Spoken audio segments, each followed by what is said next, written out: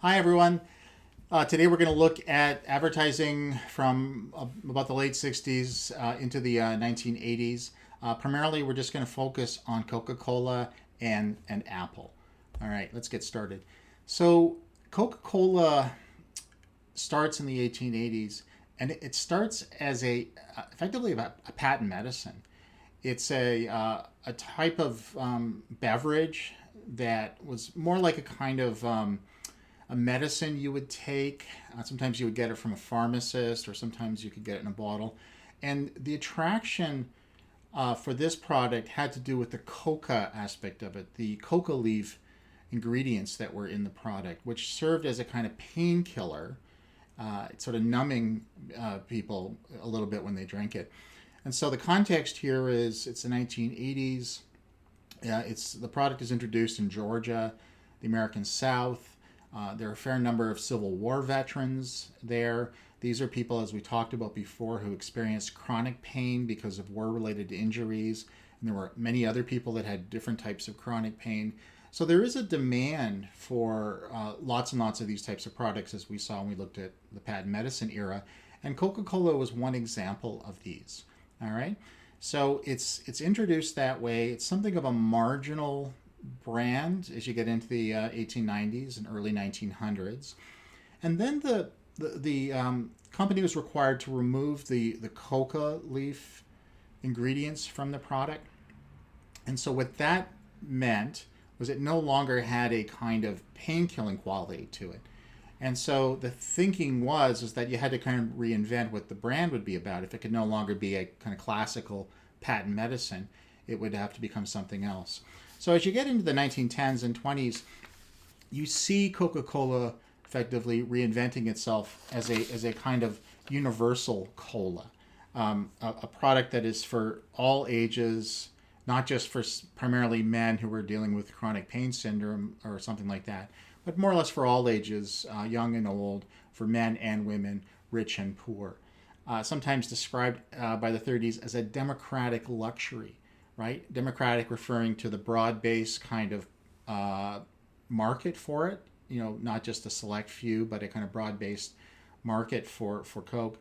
And this idea of a luxury, it was a kind of, obviously it wasn't sort of luxurious like cognac or something, but it was a kind of momentary luxury that you could have. You might go to a store and buy one to sort of refresh or rejuvenate yourself, or go to a pharmacy and have Coke at the lunch counter or something like that. As you get into the 20s and 30s as well, you start to see advertising that will try to situate Coca-Cola as being embedded in the American way of life, the good life, a brand that is part and parcel of what it means to achieve the American dream, that sort of thing. A brand that tried to align itself with the American way. This especially became the case during World War II. At this time, what Coke did, and lots of other companies did this as well, is they had lots of advertising that advanced the war effort, right? That promoted the war effort starting in 1941. But also what Coke was able to do over the course of these 4 or 5 years during the wartime was to increasingly have its brand image, its brand identity, linked to certain values that America offered in terms of why they went to war. This idea about personal sacrifice for the nation, things like that. Here's one example of a very famous novel by Robert Scott called God is My Co-Pilot. It came out in 1943. And when the pilot is asked what motivates him to fight in the war, he says, I'm motivated by America, democracy, and Coca-Colas, right? America, the nation, democracy, the kind of political system, and the essence of the consumer material aspect of all that is sort of boiled down to Coca-Cola for him. Coke would embrace some of these myths of wartime involvement by Americans. This idea, as I said, about personal sacrifice to advance the interests of the nation, and even ideas about saving the world for democracy. The idea about the spirit of industrial production, right? I mean, America and the Allies, in part, defeat the Nazis and the Axis powers because they were better able to mobilize industrial production of, especially of war-related goods. Um, and Coca-Cola is able to sort of align itself with that vision as well, in part because mass manufacturing Coca-Cola is more of a complicated thing than it would be for like Kellogg's or cereal or something like that. And that in part has to do with the extensive kind of distribution that goes into moving that product. You don't just, in some cases, you have to bottle it at a particular location and then transport it. In other cases, you send the syrup or the ingredients and it gets bottled in various different places. So there's an idea that producing Coke on a widespread basis involves a fairly advanced understanding of industrial production. So, and that also had to do with an idea that Coca-Cola endeavored to bring the product to American soldiers overseas, in Europe, first in Britain and then Europe, and then in parts of Asia where they were fighting the Japanese. It didn't mean that Coca-Cola was always with these soldiers. It tended to be more in the kind of barracks or in the facilities. But the idea was that American soldiers liked having Coke when they could. It was a reminder of home. It was a reminder of those values that they associated with home and those values that animated them in terms of wanting to be in the war and fighting for the American government. So Coke is at this time is able to imbibe the collective feelings of national solidarity, which emanated from an American ethos about why it went to war in World War II. Things like, as I've said, advancing democracy, altruism, humanitarianism, solidarity, etc. And after 1945, a kind of watered down version of some of these ideals happened. And added to that was the sense, the understandings of what it means to live in a somewhat affluent society, say from about 1945 to the early to mid 1960s. So Coca-Cola was both the pause that refreshes, the fact that you could sort of relax and refresh yourself and reflect on your life, perhaps. But it was also very much tied in with the sort of suburban nuclear family myth and the ideal that became very prominent after 1945. Now, keep in mind, we're talking, Coke would sort of consider itself that sort of democratic luxury, right? That it would be broad-based and it was open to everyone. But in those ads, you'll see very few African Americans. You'll see very few other types of minorities as well in the ads. So the advertising did not reflect the social reality of America at the time. During this period, there were other themes around patriotism, and that had to do with the Cold War that America found itself in from the late 40s until the late 80s, and an idea of being a booster for national interest in that sense. So again, more themes around national solidarity. And sometimes one author described Coke as an embodiment of apple pie celebrations of the American commonweal, right? The American kind of the civic kind of collective of what it means to be American. So this is a brand by the late 50s, which very much has its identity linked into notions of solidarity, coming together, exalting the American way of life, the American dream, and those sorts of things.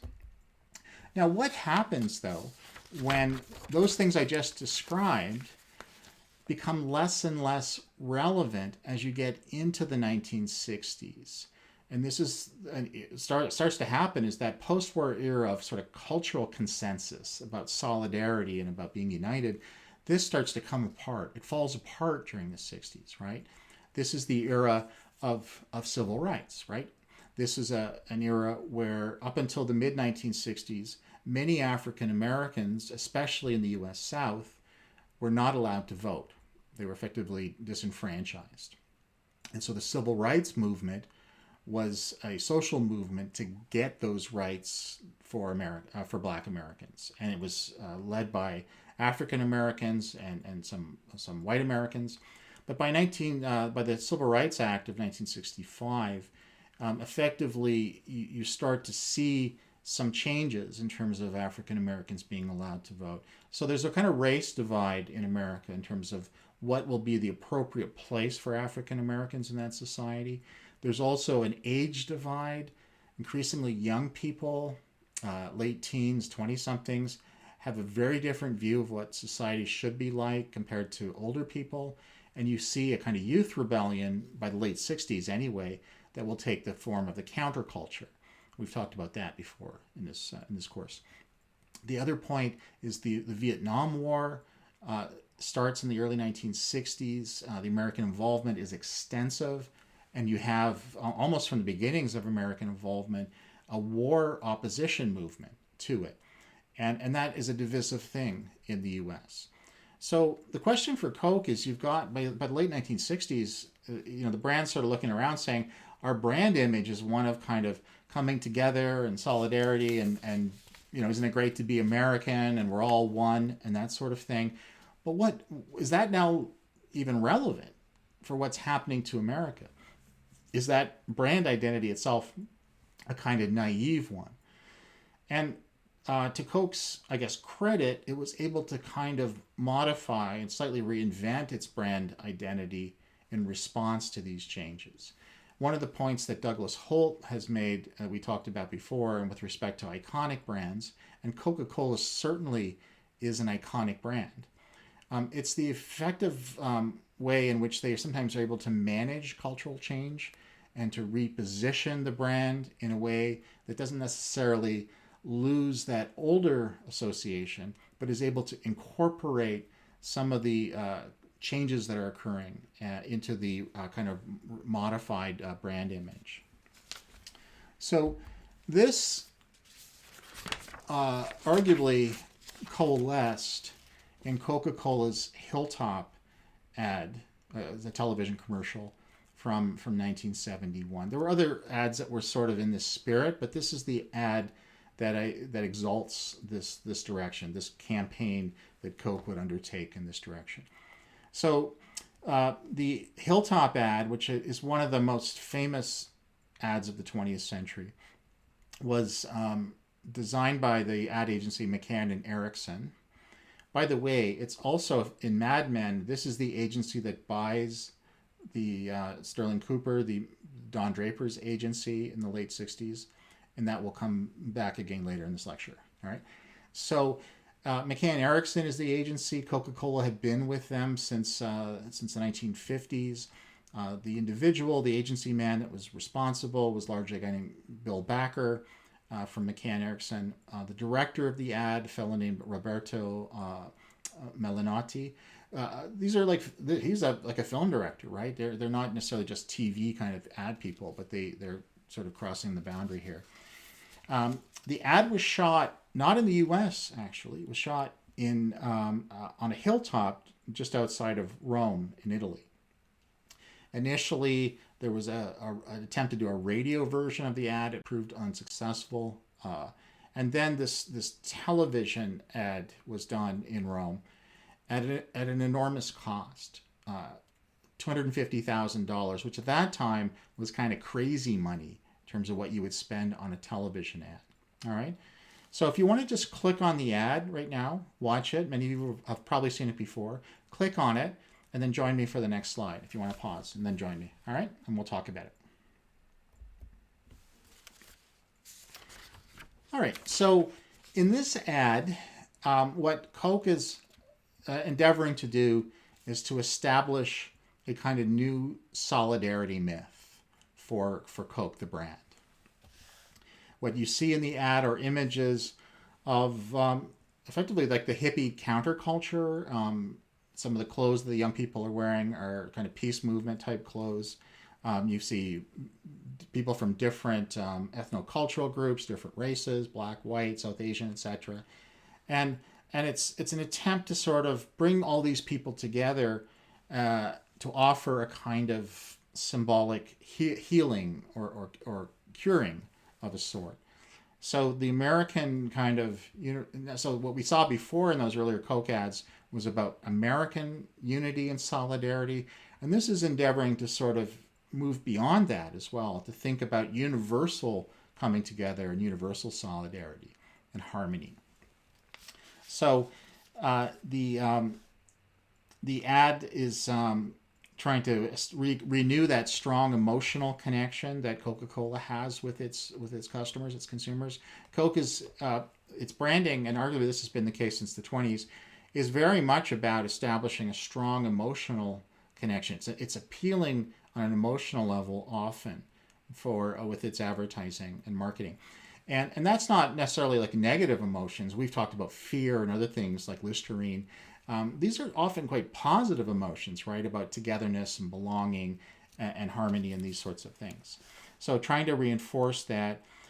Here, the pause that refreshes is to perform this new myth of American solidarity and even arguably kind of an extension of that global solidarity, bringing together people from these different races, these different the sexes, different age groups, the social divides, etc., and putting them on this hill and then singing this a kind of folk song, which almost seems like a hymn, right? It almost seems religious in terms of the scope, a kind of utopian sermon from the mount, from the hilltop. Drinking Coca-Cola in this sense is a sort of symbolic act of kind of healing and trying to act as a salve or a balm for those divisions that exist in society around gender, race, politics, age, etc. Now, the ad proved immensely popular when it first started airing in 1971. People wrote to the networks and the ad agencies asking for the lyrics to the song. They the ad agency actually produced a longer version of the song to run on radio for song or radio play, and the song actually then it sold millions of copies just on its own. The McCann Erickson even produced a Christmas special featuring the themes of the ad, etc. This was in 1977. And in 1990, they even did a reboot of the ad called Hilltop Reunion. If you want, you can click on that and you'll see this ad effectively taking those same people from 1971 in 1990, putting them on the hill. And obviously they don't all look like flower children or anymore, but it's a sense of what the boomers, how they think about history in terms of always wanting to be in it, even a later version of it, I guess you could say. So that's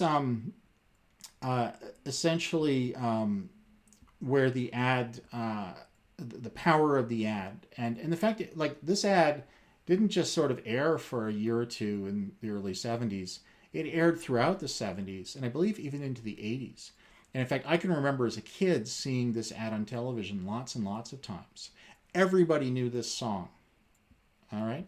So it had an immense kind of cultural impact in terms of people's familiarity with it. And it did a lot to rejuvenate the brand of Coke and to sort of empower Coke as not being something that was seen as sort of passé or part of that naive notion of America, but it's sort of a recognition that Coke was trying to take stock of these divisions that are happening in society and trying to address them or redress them in terms of advertising like this. Now, the one I've got the Mad Men clip that you can look at now. If you want to look at it, this is basically the last 2 or 3 minutes of the entire series of Mad Men, and it connects with this Hilltop ad. Now, it's a bit of a spoiler alert here. If you haven't seen the series, you may want to just skip this part of the lecture or something. But essentially, what you see there, if you start about a minute and a half into the clip, you see Don Draper. He's at a spiritual kind of new age retreat in California. And it's where they do meditation and spiritual practice and stuff. He's there because his family has broken down, his marriages are done. He's no longer at his ad agency. He's had conflict with them. He's effectively become that kind of embittered person who's the whole identity crisis that is his story is sort of manifested himself, and he's trying to figure out how he can help himself. So he goes to the spiritual retreat, and you'll see there he's he's engaged in some meditation overlooking the ocean, and there's a scene of him sort of eyes closed, thinking, doing the chanting for the meditation that the others are doing as well. And then a little bell goes off, and then the cut goes right to the hilltop ad. And the suggestion here, and it's almost the conceit here of the series, what they're suggesting is that Don Draper basically takes this experience of being in this new age kind of hippie place in terms of spiritualism, takes this experience, remember at this point it's about 1971 in Mad Men, and then goes back to New York, back to his agency, which is owned by McCann Erickson, and becomes the inspiration for the Hilltop ad that I've been talking about. Now that's obviously kind of fictionalizing things a bit in terms of who actually did produce that ad and stuff. But it's a very compelling, and I found very satisfying ending for Mad Men, for the series, in terms of the way it connected to an actual iconic ad like this. All right? Okay, now I want to look at another iconic ad from Coke that happened a few years later in 1979. And this is the Mean Joe Green ad. So click on that ad, the YouTube link there. And again, just a reminder, you need to have the slides opened to do this. You can't obviously click on the video that I'm showing right now. All right, so click on that and come back in a second. Pause. All right, so what you saw in that ad was an ad about an actual football player, a real life figure. His name was Joe Green. Everybody called him Mean Joe Green because he was a football player for the Pittsburgh Steelers. I believe he was a linebacker. And he had a kind of reputation as being a tough guy on the field. And so here you see this ad where it's Joe Green is leaving the football game. He's hobbling along. He's limping. He's obviously had a rough game. And there's this young boy, looks to be about 8 or 9, who's in the tunnel that leads from the football field to the dressing room. And he's there with his Coke, and he's offering him the Coke, and then the rest is what you saw. Now, this ad proved immensely popular. And you got to ask yourself, why did it sort of connect with people in such an important way? It aired initially during the Super Bowl, which was one aspect of that.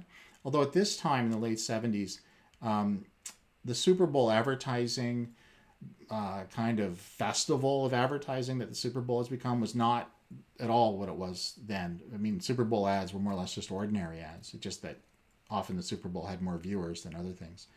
So let's look at why this, the context of this in the late 70s, okay? It's the Vietnam War is over. That ends in 75. But you have other kinds of social problems in the U.S., very prominent problems. You have the issue about what's called white flight from large American cities. Those cities used to have a mix of white people and African American people and other ethnic groups and minorities.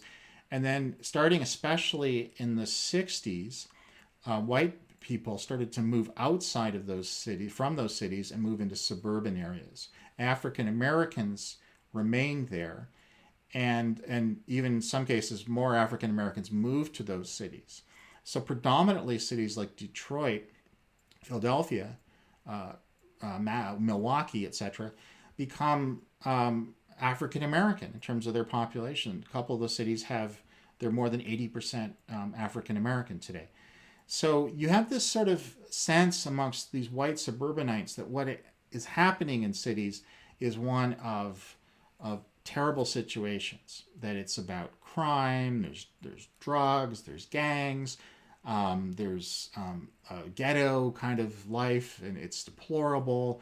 And we think of ourselves as a white suburbanite as just not wanting to ever go there. And that's increasingly the prevailing perception, based in part on racism, and also just in part on not really knowing what it's like to be in Detroit because you almost never go there.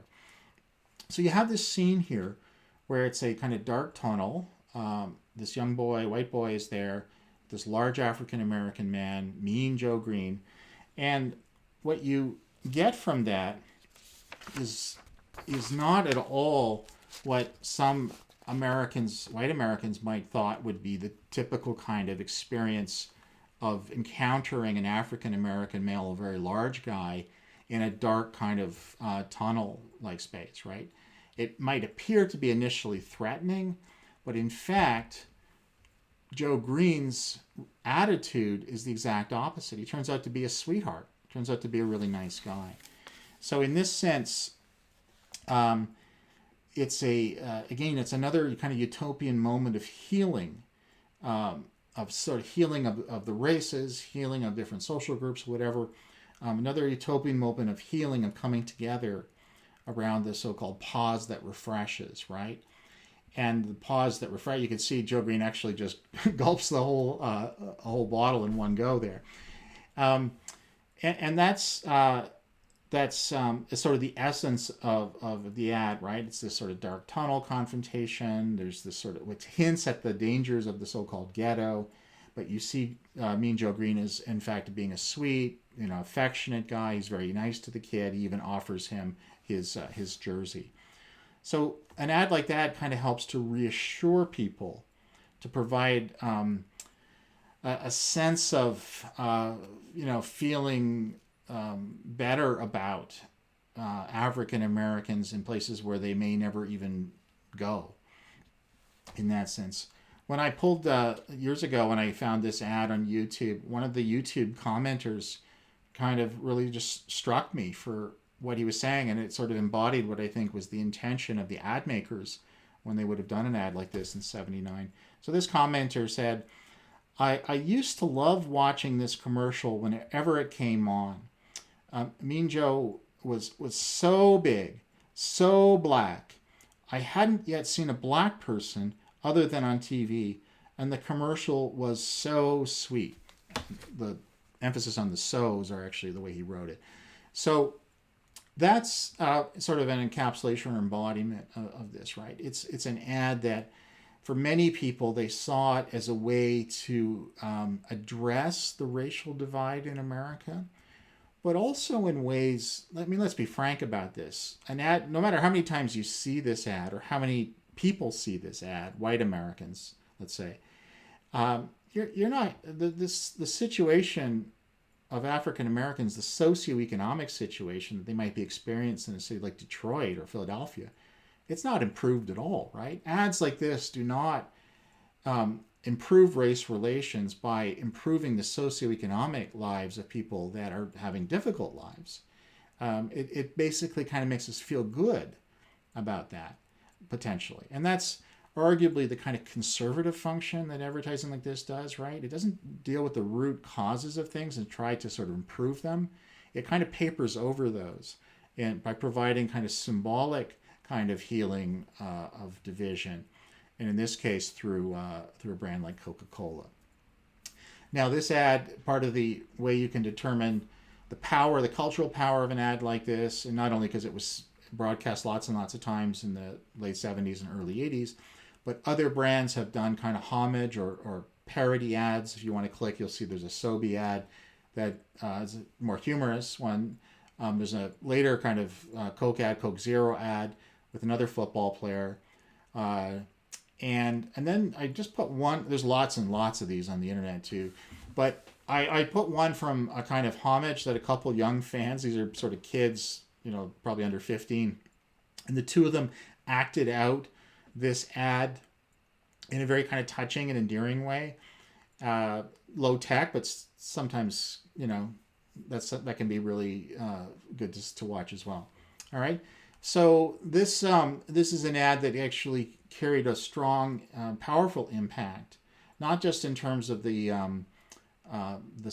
Coke's brand identity or its market share or something like that. It seemed to go beyond that in terms of people seeing it as a way to understand or to attempt to understand racial division. Now, this was attempted of a sort in 2017 with the Kendall Jenner Pepsi ad. The context here is the Black Lives Matter context, which of course is a social movement dealing with the fact that many African American men and women are subject to violence by American police forces, and to a lesser degree, I think, in Canada as well. And they're subject to violence and oftentimes death. And so that's a very serious context, right? And so this ad was sort of attempting to address that and offer the same kind of symbolic healing that we've just talked about in those two other Coke ads, but it fails miserably. Both in terms of the execution, I would argue. The ad is a terrible ad in terms of the kind of way it is plotted and the narrative development of it, and the editing, and it's not a good ad in that respect at all.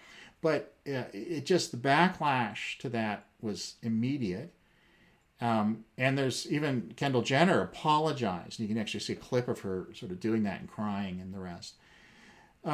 So the question I want you to think about, we'll take a short break and then think about this. Maybe we can chat on this on Tuesday. Is why did this ad fail so miserably, unlike the Mean Joe Green ads or the Hilltop ads? All right, we'll take a break and I'll come back with Apple in the next round.